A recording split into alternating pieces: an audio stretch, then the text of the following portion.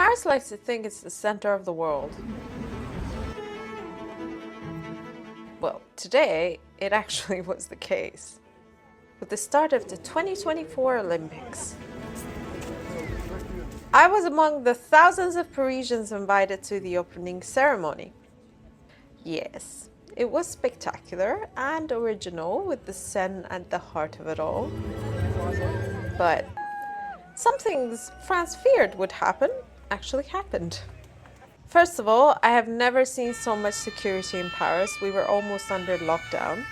Police everywhere. Very little traffic.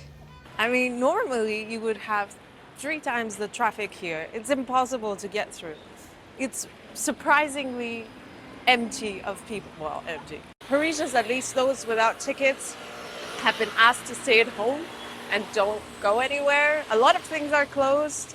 Yeah, it's a weird time in Paris. And we woke up to the news of sabotage. La fête olympique frappée de plein fouet par des sabotages sur les lignes TGV de la SNCF, une attaque Services massive. in France to and from Paris are being diverted. Train operator SNCF said 3 high-speed train routes. Anger, but we are not gonna let ourselves destabilized by this. Unknown assailants set coordinated fires in spots around France that brought trains to a standstill.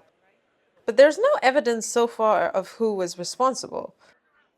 There were crowds blocked at the rail stations with long delays for trains. This is exactly what the French authorities were worried about, that something like this should happen on the opening day. But while that made headlines, I have to say Parisians quickly forgot it as soon as they started getting into the Olympic party mood.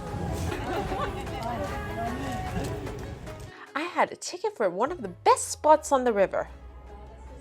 But I wasn't the only one with a ticket to the opening ceremony.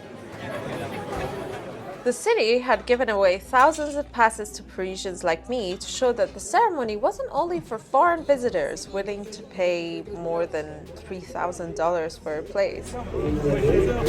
But I wasn't very impressed, and a lot of the riverbank was blocked off. I am really annoyed, truly annoyed, that after everything we went through in the last 1 year at least, this is what we get. The difference was that we Parisians had to struggle with standing room and the clouds that were getting steadily darker. I stayed, but things got steadily wetter from there on.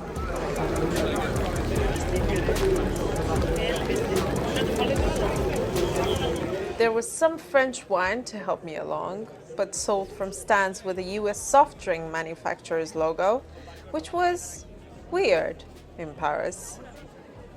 And then the rain really came in. We got to see some of the show they put on,